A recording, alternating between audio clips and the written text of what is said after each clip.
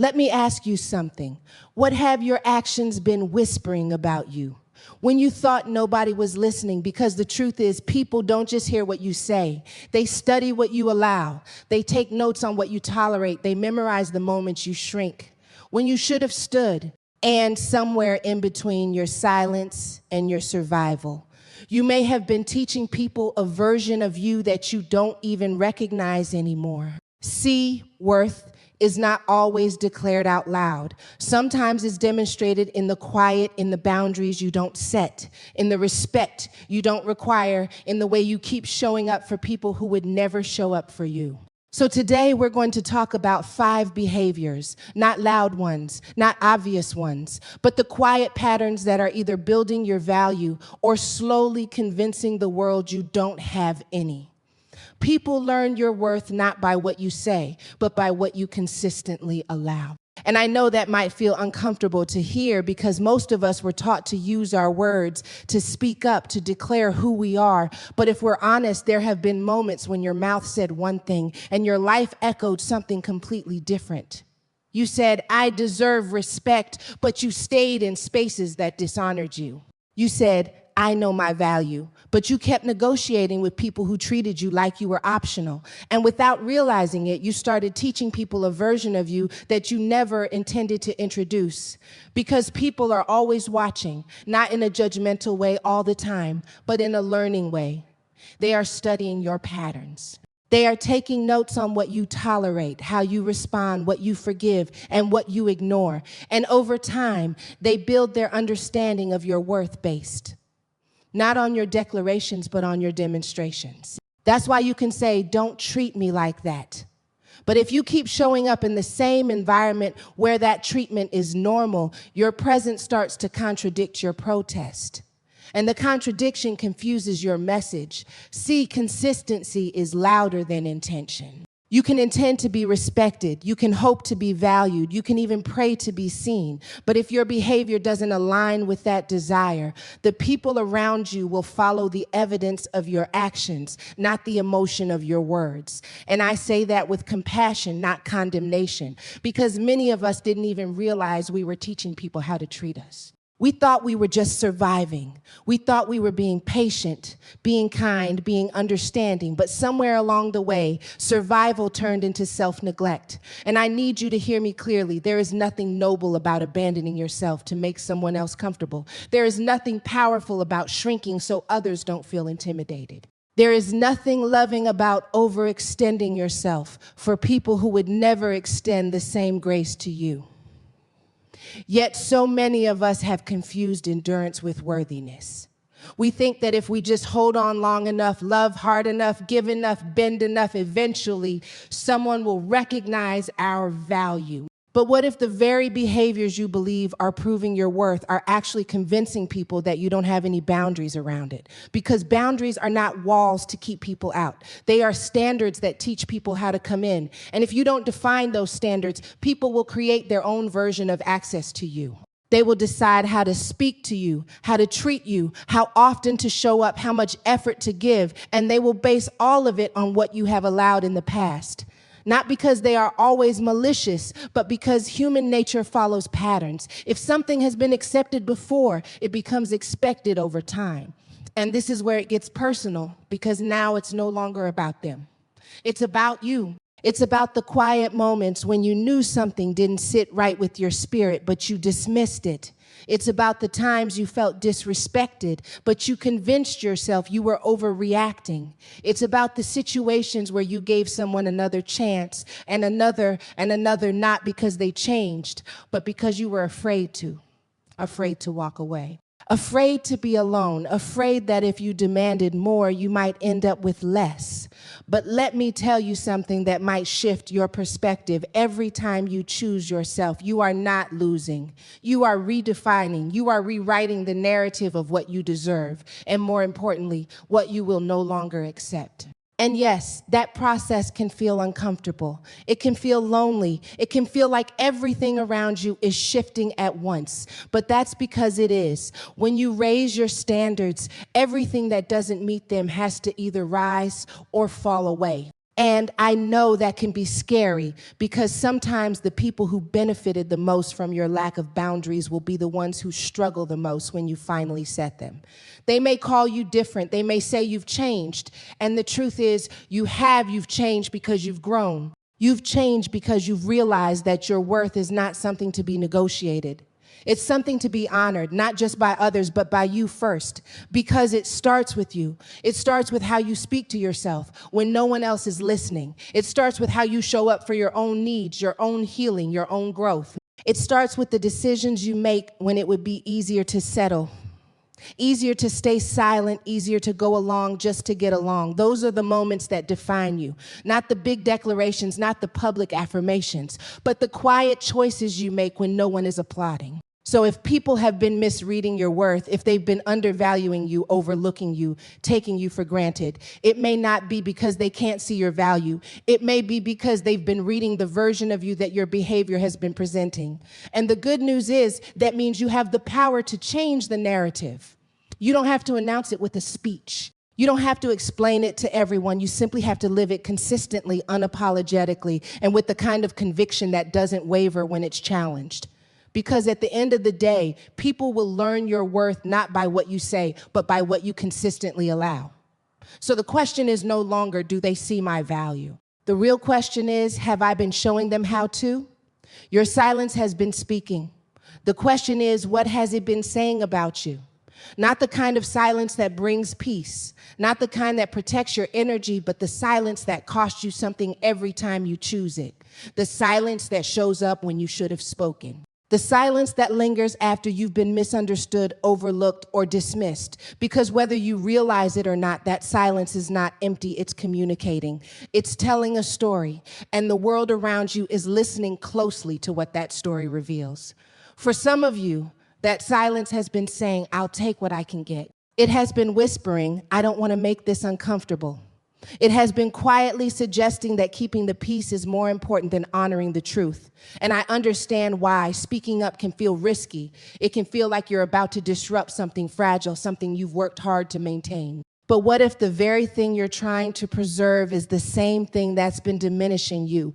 Because every time you silence yourself to make room for someone else's comfort, you send a message not just to them, but to yourself. You reinforce the belief that your voice is optional, that your needs are negotiable, that your boundaries can wait. And over time, that belief doesn't just stay in your mind, it starts to shape your reality. You begin to shrink in spaces where you were meant to stand tall. You begin to question yourself in moments where you should be certain. And little by little, your silence becomes a habit. But habits have consequences. And the consequence of prolonged silence is often invisibility. People can't honor what they don't know exists. They can't respect a boundary that has never been spoken. They can't respond to a need that has never been expressed. And while it may feel easier to stay quiet in the moment, that ease is often temporary. Because eventually, everything you've been holding in begins to build pressure. The unspoken words, the unmet needs, the unresolved frustrations, they don't disappear. They accumulate. And then one day, you find yourself reacting in ways that don't even feel like you. You're frustrated, overwhelmed, maybe even resentful, and you can't quite explain why. But if you trace it back, you'll find a pattern, a series of moments where you chose silence over truth, a collection of times where you edited yourself, filtered your feelings, or convinced yourself that it wasn't that big of a deal, until it became a very big deal. See, silence is not always strength. Sometimes silence is fear in disguise. Fear of rejection, fear of conflict, fear of being misunderstood. And those fears are real, they deserve to be acknowledged. But they should not be allowed to control you. Because when fear dictates your silence, it also limits your growth. It keeps you stuck in environments that don't challenge you to rise, in relationships that don't require accountability, and in patterns that don't reflect your true potential. And I need you to hear this, your voice matters. Not just when it's convenient, not just when it's welcomed, but especially when it's necessary. Your voice is how you define your experience. It's how you communicate your needs, your boundaries, your expectations. It's how you take up space in a world that will often try to minimize you if you let it. And if you don't use it, someone else will fill in the blanks for you. They will make assumptions about what you're okay with, what you're willing to accept, what you're capable of handling. So the question becomes, are those assumptions aligned with who you really are, or are they based on a version of you that your silence has created? Because you may not realize it, but silence has a way of shaping perception. If you don't correct what's wrong, people may assume it's right. If you don't challenge what's unfair, people may believe it's acceptable. And if you don't express what you need, people may conclude that you don't need anything at all. And that's a dangerous place to be when the world starts to believe that you are self-sufficient to the point of self-neglect. But breaking that pattern requires courage. It requires you to get comfortable with being uncomfortable. It requires you to speak even when your voice shakes, to express even when you're unsure how it will be received, because growth does not happen in silence. It happens in expression. It happens when you choose honesty over avoidance, clarity over confusion, truth over temporary peace. And let's be honest, not everyone is going to respond well when you start using your voice differently. Some people have only known the quiet version of you. They've grown comfortable with your silence. They've benefited from it. So when you begin to speak up, to set boundaries, to challenge what you once tolerated, it may feel like a disruption, but it's not a disruption, it's a correction. It's you realigning your life with your truth. And yes, that may change some dynamics, some relationships may shift, some conversations may become more difficult. But those changes are not losses. They are adjustments. They are necessary recalibrations that make room for healthier, more authentic connections. Because the right people won't require your silence to stay. They won't need you to shrink in order to feel secure. They will respect your voice even when it challenges them. So if your silence has been speaking, it's time to ask yourself what story it's been telling. Has it been telling a story of fear, of avoidance, of self-doubt, or has it been telling a story of peace, of intention, of strength? Because there is a difference. Not all silence is harmful, but the kind that costs you your identity, your clarity, your self-respect, that silence needs to be addressed. And the beautiful thing is, you don't have to transform overnight. You don't have to go from silent to outspoken in a single moment. It starts with awareness. It starts with recognizing the moments where you've been holding back and asking yourself why. It starts with small steps, speaking up in situations where you would have previously stayed quiet, expressing your needs without apologizing for them, setting boundaries without over-explaining them.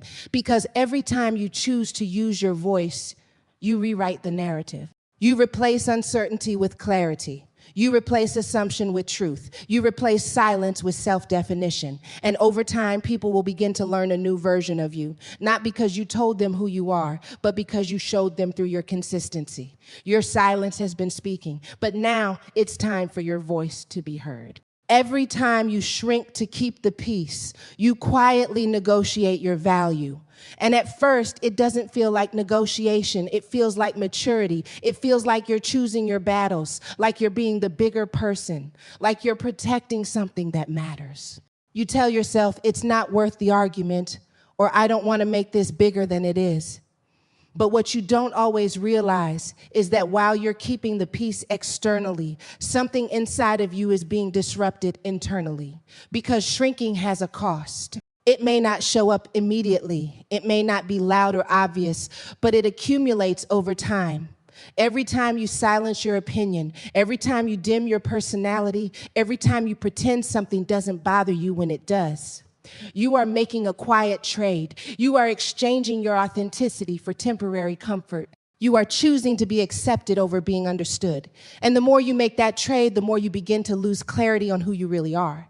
And the truth is, peace that requires you to disappear is not peace. It's avoidance. Real peace does not ask you to betray yourself in order to maintain it. Real peace can handle your voice. It can handle your truth. It can handle your boundaries, but when you find yourself constantly shrinking in order to keep things calm, you have to ask yourself a difficult question.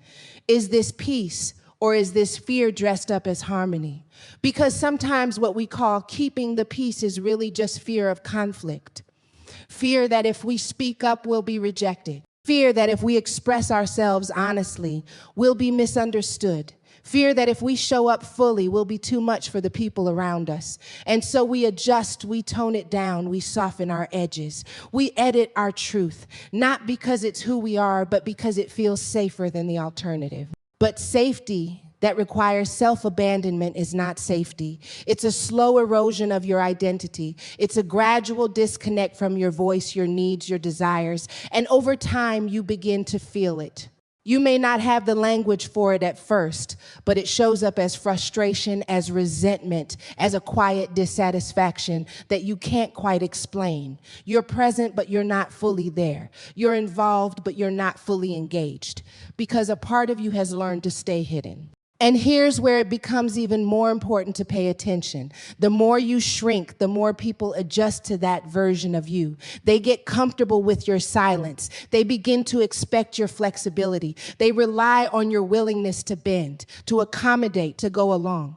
Not necessarily because they intend to diminish you, but because human behavior follows patterns. If you consistently show up smaller, people will interact with you at that level. And without realizing it, you've trained them to meet you where you've been presenting yourself. So now, when you finally feel the urge to stand up, to speak out, to take up space, it feels unfamiliar. Not just to them, but to you. You question yourself. You wonder if you're overreacting. You hesitate because the version of you that you've been showing doesn't match the version of you that's trying to emerge. And that internal conflict can be just as uncomfortable as the external one you were trying to avoid. But let me tell you something that might challenge your perspective. You are allowed to take up space. You are allowed to have opinions, to express needs, to set boundaries without apologizing for them. You are allowed to exist fully without constantly adjusting yourself to fit into environments that were never designed to honor your fullness. And yes, that may disrupt the version of peace you've been maintaining, but maybe that peace needed to be disrupted.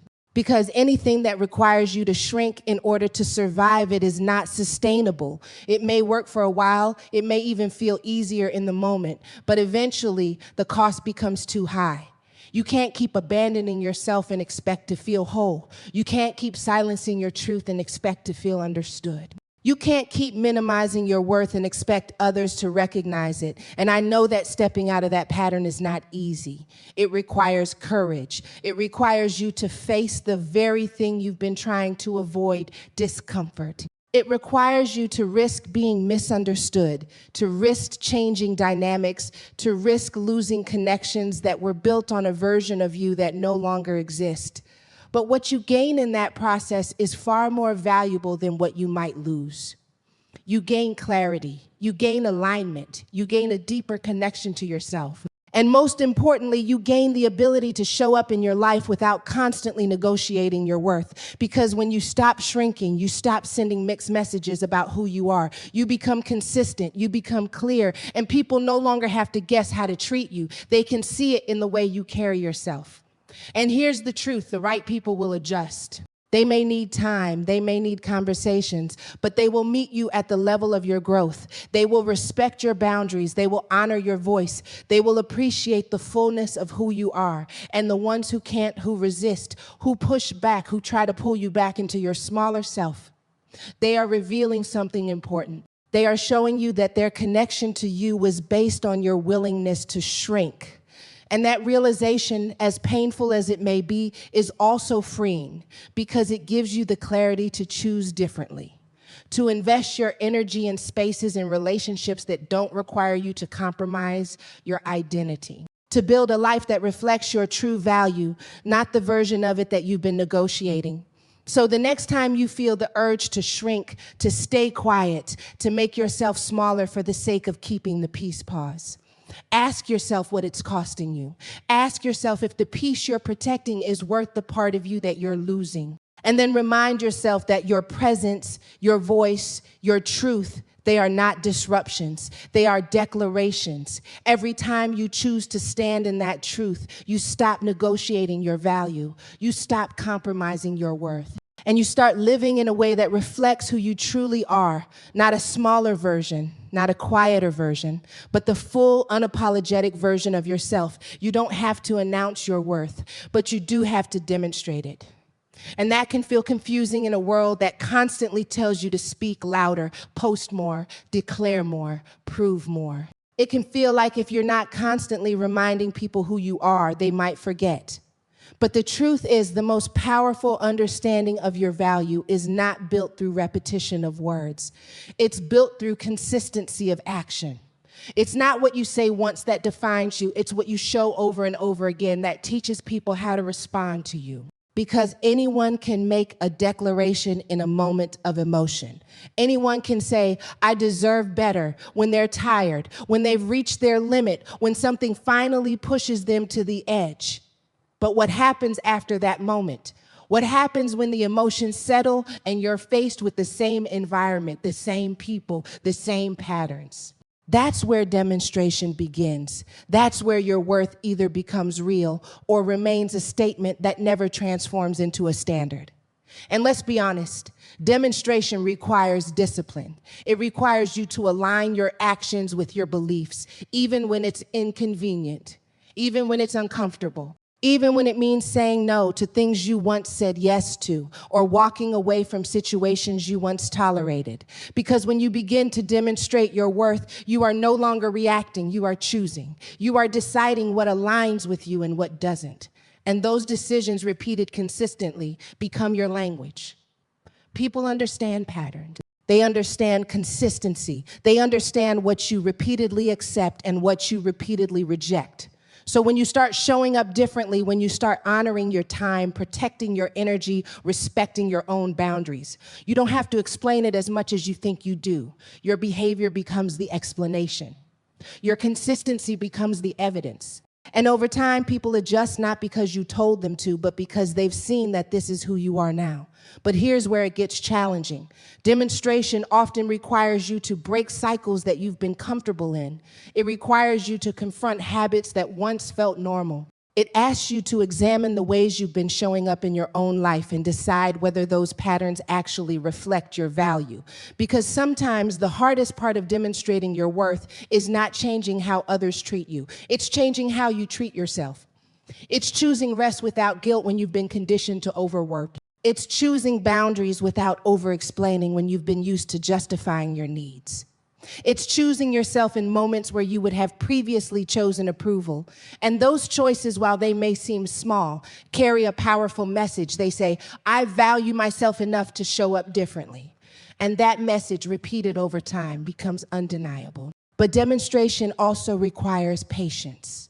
Because not everyone will understand your shift immediately. Some people will test your boundaries. Some will question your changes. Some may even resist the new version of you because they were more comfortable with who you used to be. And in those moments, it may be tempting to go back to what's familiar, to explain yourself more than necessary, to soften your stance just to avoid tension.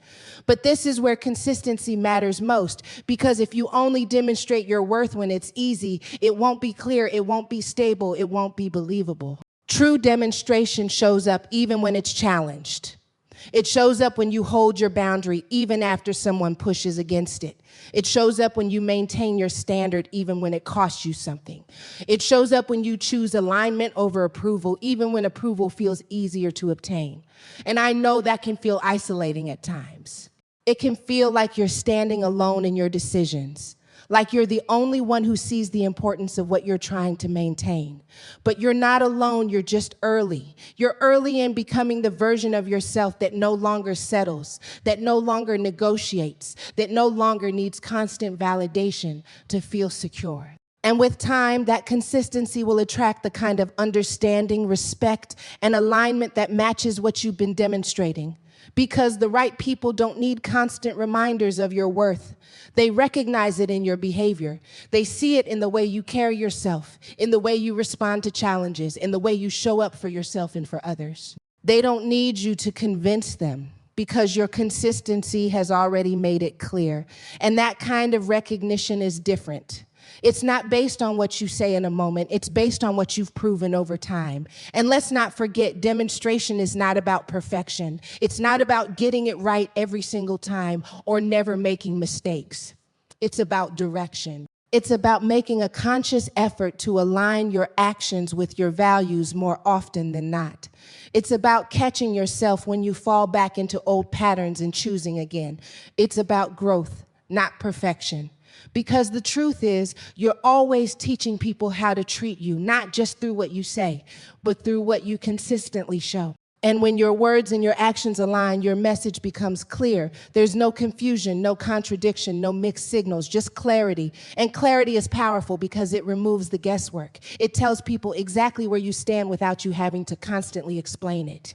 So if you've been waiting for the right moment to declare your worth, maybe the moment isn't about what you say. It's about what you do next. It's about the choices you make when no one is watching. It's about the standards you uphold even when it's inconvenient. It's about the way you show up in your everyday life, not just in the moments when you feel strong. You don't have to announce your worth, but you do have to demonstrate it. And when you do consistently, intentionally, unapologetically, you won't have to convince anyone of your value. They will see it, they will feel it. And most importantly, you will live in it. The way you show up for yourself teaches others how seriously they should take you. And that truth can feel both empowering and confronting at the same time, because it shifts the focus away from what others are doing and places it right back in your hands. It asks you to examine not just how people treat you, but how you've been treating yourself when no one else is around, because before anyone else learns your value, you are the first example of it.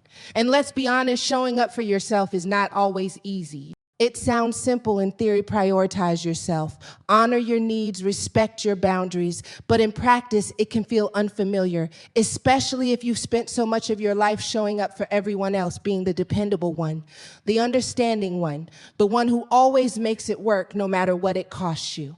Somewhere along the way, you became so committed to being there for others that you stopped asking whether you were showing up for yourself in the same way. Because showing up for yourself is more than just self-care in the surface level sense. It's deeper than occasional rest or treating yourself when you're overwhelmed. It's about consistency. It's about choosing yourself in the everyday moments that don't get applause. It's about keeping promises to yourself even when it would be easier to break them. It's about honoring your needs, even when no one else is demanding that you do so.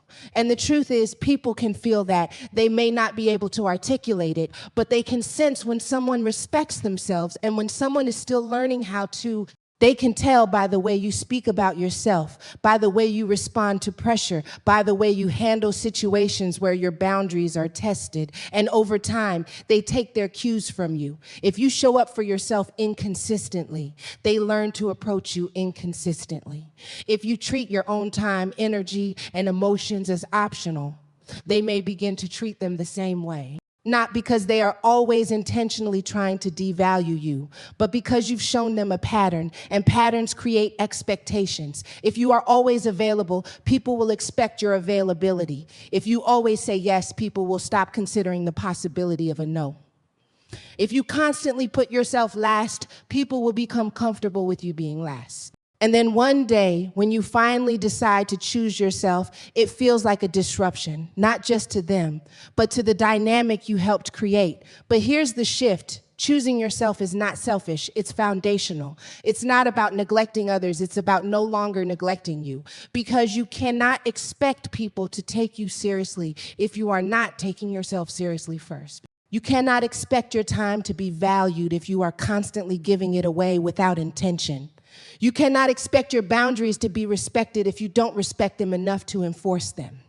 And I know that enforcing those boundaries can feel uncomfortable.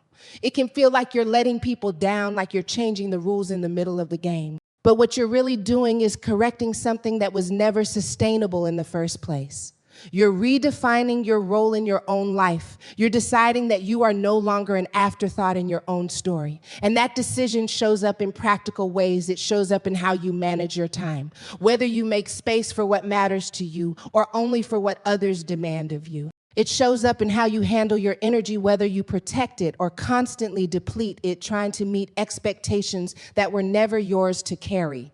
It shows up in how you speak to yourself, whether your internal dialogue builds you up or breaks you down. Because showing up for yourself is not just external, it's internal. It's how you treat yourself in your own mind when no one else is listening. It's whether you give yourself grace when you make mistakes or criticize yourself more harshly than anyone else ever could. It's whether you believe you are worthy of the same care, respect, and patience that you so freely give to others. And here's the powerful part. When you start showing up for yourself consistently, everything around you begins to shift. Your standards become clearer. Your decisions become more intentional. Your presence becomes more grounded, and people notice. They may not always say it, but they feel the difference. They recognize that you are no longer operating from a place of seeking validation, but from a place of self-assurance. And that changes how they approach you. It changes how they speak to you, how they treat your time, how they respond to your boundaries, because you've shown them through your consistency that you take yourself seriously. And when you do that, it becomes much harder for others to do the opposite. But let's also acknowledge something important. Not everyone will adjust. Some people will resist the new version of you because it no longer benefits them in the same way. They may push back, question your choices, or try to remind you of who you used to be.